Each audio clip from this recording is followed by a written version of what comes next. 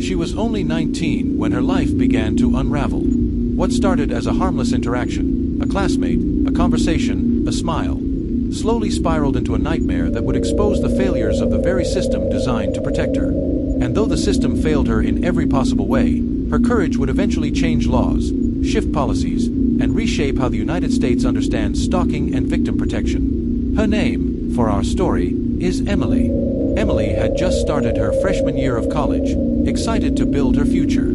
She lived off campus in a small apartment, worked part-time, and had a tight group of friends. Life felt new and full of promise. That changed the day she met Caleb, a classmate who seemed friendly at first. He always talked before lectures, asked about her job, her schedule, her personal life.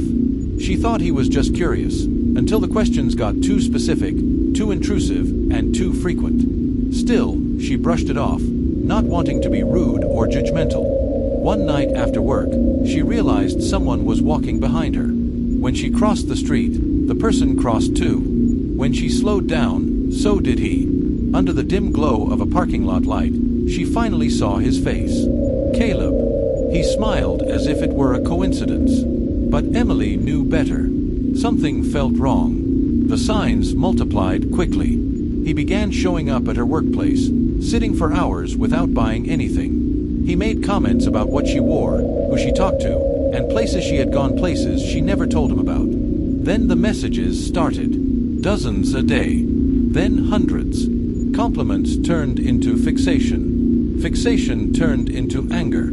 And anger turned into manipulation disguised as affection. Emily blocked his number. He created new ones. She stopped posting online. He made fake accounts. She changed her daily routine. He adapted instantly. This wasn't attention. This was surveillance. The night she found her bedroom window cracked open, everything changed.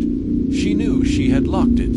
On her pillow sat a folded note in handwriting she recognized. "You can't shut me out." She collapsed into shaking sobs. This was no longer unsettling behavior. It was a threat. Emily reported everything to campus police and then to the city police. She brought screenshots, logs, timelines, and statements.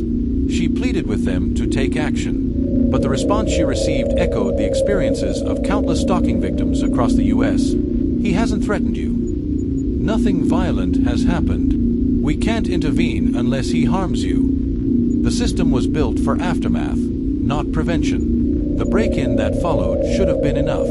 Emily came home to find drawers open and clothing scattered across the floor. Nothing was stolen, but something far worse was left behind. A photo of her sleeping, taken from inside her bedroom. Police documented the scene, but without proof Caleb was the perpetrator, they did nothing.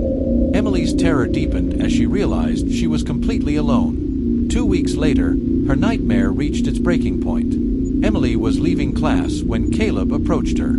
His expression was furious, unrecognizable. He grabbed her by the arm and tried to drag her toward his car. She fought back, screaming, kicking, doing anything she could to stay on her feet. Students nearby heard her cries and called 911. When officers arrived, they found him still trying to restrain her. Only then, only when physical violence occurred, did the system finally take her fear seriously. Caleb was arrested and charged with assault and stalking. For the first time in months, Emily felt a small sliver of relief. But she was done being silent. She refused to let the failures she experienced happen to anyone else. She spoke to journalists. She worked with advocacy groups. She shared her story with state lawmakers. Emily's case became the driving force behind new legislation that strengthened anti-stalking laws, expanded definitions of harassment, and forced earlier intervention in cases showing clear patterns of danger. Police departments received new mandatory training. Universities were required to create better safety protocols. Her trauma became the catalyst for change across her state and eventually influenced national policy conversations. Years after the ordeal, Emily still carries the invisible wounds. She double-checks every lock. She avoids walking alone at night. She startles easily at footsteps behind her. Trauma rewires the mind in ways that last a lifetime. But she also carries something else: strength, purpose, the knowledge that her voice protected countless others who would face the same danger. Her story is a reminder that stalking rarely begins with violence.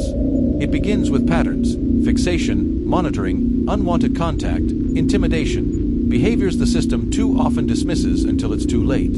Emily's bravery exposed those flaws and forced change. She refused to let her suffering be meaningless, and because of her, countless victims now have a better chance of being believed, protected, and saved. One young woman, one broken system, one case that changed everything.